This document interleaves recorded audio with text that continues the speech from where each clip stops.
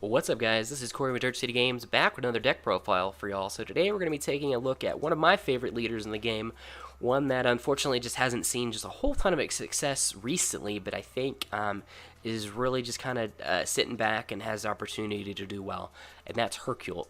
So Hercule is from the World Martial Arts Tournament set, the Red Hercule.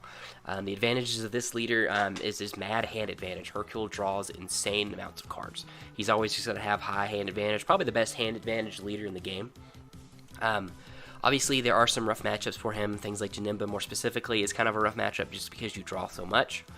But I think that kind of outweighs with all the strong matchups that he has versus things like Vanilla Coup, random matchups, and I even think he has a pretty strong Super Shinron matchup. Obviously, Tien Shinhan is a really hard card to deal with, but it's not an impossible card to deal with. As long as you know when to prepare for it and how to prepare for it by keeping your energy untapped, like prioritizing what cards you keep in your hand to combo with during those Tien Shinhan turns and everything like that, I think you'll be alright. So let's move on into the deck list. So, for those of y'all who are unaware, so Hercule is a 5k on the front, and it's Bundle of Confidence Hercule on the back. He's 10k on the back. So he's got the ability, once per battle, if there's a card in your combo area, in Hercule's combo area, you draw a card. So basically how this works is, any kind of card that you combo with, whether it's a 5k card, you're drawing a card off of it. If you're comboing a super combo, or an Unbreakable, Super Saiyan Some Goku, something like that, you're drawing 2 cards, one off the card, and then one off of Hercule. Whenever he goes to Awaken, he awakens at 4 life, he draws 3 cards, which is really strong. And then on the backside, he's got the exact same ability. Whenever there's a card in his combo area, he draws a card, and then whenever he attacks, he draws a card. So how you really take advantage of the mass card draw from Hercule is on your Awakening turn. So let's say someone swings at you for 15k, you say no negate, you combo super combo, you draw 2, 1 for the combo, 1 for Hercule. You flip and you awaken, you draw 3 off the Awakening, and then you draw 1 because there's a card in the combo area, and it's another instance of Hercule's ability on the backside, so you draw an additional card. So you're drawing 6 cards right off of the 1 card super combo or an Unbreakable or whatever it is in the Awakening, which is really incredibly strong. So I'll move into the deck list. So first up, we've got 4 Double Shot Super Saiyan 2 Vegeta. So this is our come into play combo card. It's effectively like an Unbreakable Super Saiyan Son Goku, because whenever we play it as a combo, we draw a card off of it, and it's a 10k. This is also a 15k Vegeta, which works with our 15k Goku. We can use for Gogeta, that we'll talk about a little bit later. Next up, we've got 4 Unbreakable Super Saiyan Son Goku. So like we talked about, this is a draw 2 for 1, plus 10k, incredibly strong. We've got 2 Awakening Talent Pan. So Pan is a little self-awakening if we need it. We only really need like 2 of these because these return back to our hand at the end of every turn, and we are drawing so much pretty regularly that we're able to find these relatively quickly, or we have an announcer that can search for these.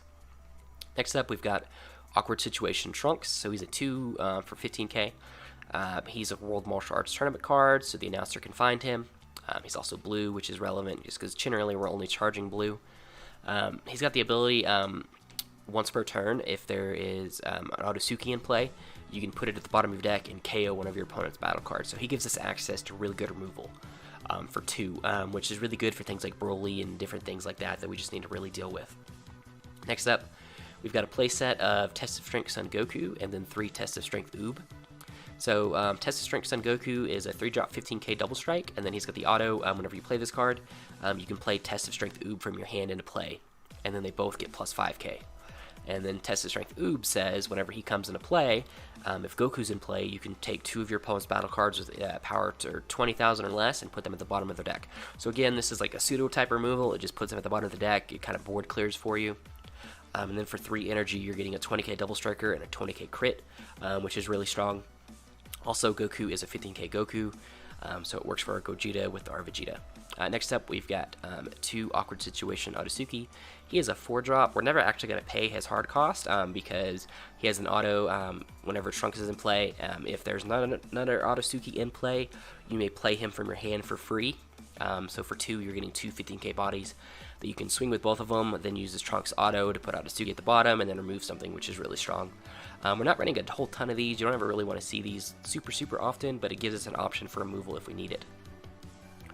Next up, we've got 3 Gogeta Hero Revived. So he's a 7-drop 30k. Everyone pretty much knows what this is. It's a pretty busted card in the game.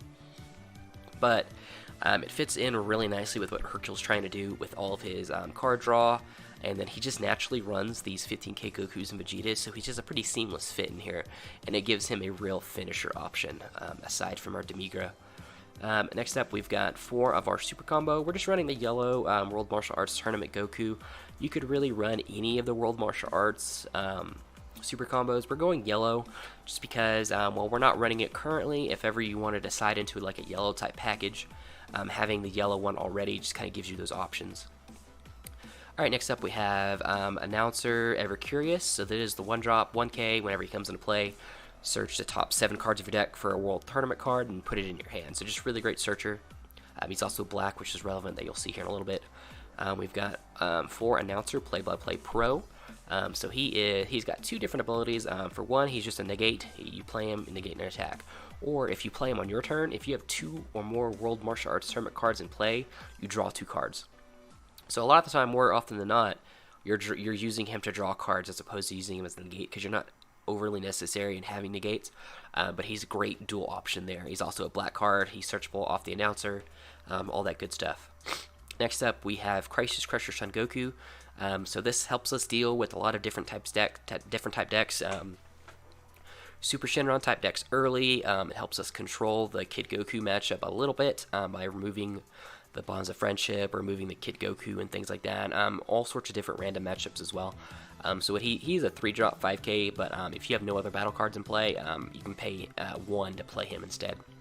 And he's got the permanent, neither player can attack with battle cards with energy cost 1 or less. And then also, once per turn, you can choose one of your opponent's battle cards with an energy cost of 1 or less and KO it. So really all around good card. It helps us control the early type parts of the matchup from decks that can kind of get out of control. It's also black, which is really relevant, as the card we're getting in next to is Beyond Darkest Demigra. So everyone pretty much again knows what this card is, but he's got Dark Overwhelm for 7.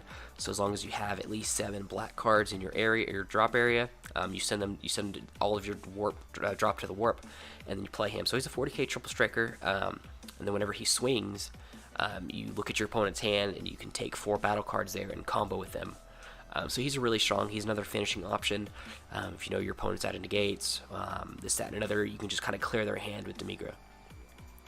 Next up, we've got 4 Xeno Buttons. So this is what really makes the deck kind of click.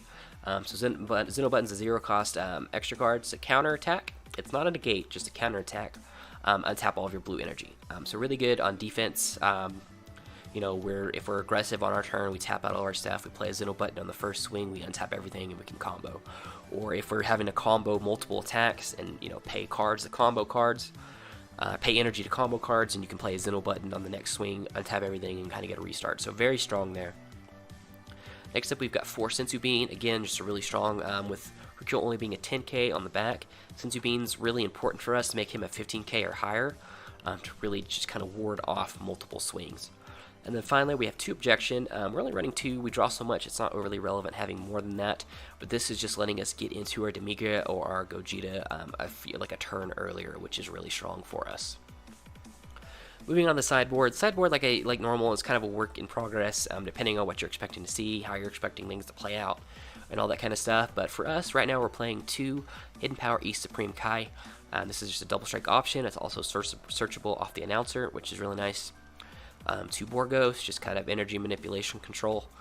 2 Mafuba, Victory Strike's making a lot of headway again, and so having a card like Mafuba is pretty nice to have on option too. Next up, we've got 2 At All Cost Vegeta. Sometimes Awakening Talent Pan just isn't good enough for an Awakening option, or we're not finding it, or we have to keep Crisis Crusher in play to stop them from doing things to us. So At All Cost Vegeta gives us an option kind of mid to late game to come in and awaken and things like that. It's also another great finisher. Next up, we've got 2 Time Control Cronoa. Just again, Sugesh is always a deck you have to be wary of, and Cronoa just kind of helps us deal with those. Next up, we have Mercenary Tau. While Hand Disruption isn't overly relevant to us, just with the amount that we draw, just punishing an opponent that wants to play Hand Destruction is always a great way to go. And then finally, 3 Tien Shinhan Returning Fire. Like I said, Janema's a rough matchup for us, so we want to see more of these. They really can kind of help swing that matchup more in our favor and kind of make it more of a favorable matchup While it's still difficult, Tian Shinhan really gives us that advantage. But overall, guys, that is our Hercule deck. Let me know what you think down below. Like I said, I think Hercule is super powerful. It's a little underrated at the moment. Obviously, people will see that it's red and think, oh, Tian Shinhan's going to kill this deck. Well, again, like we said, it is difficult to deal with. It's not impossible as long as you know how to play around it. But all in all, I think Hercule gets the advantage of having easy access to the strongest cards in the game, in Beyond Darkest, Demigra, and then Gogeta Hero Vibed. But other than that, that's it, and let us know what you think down below.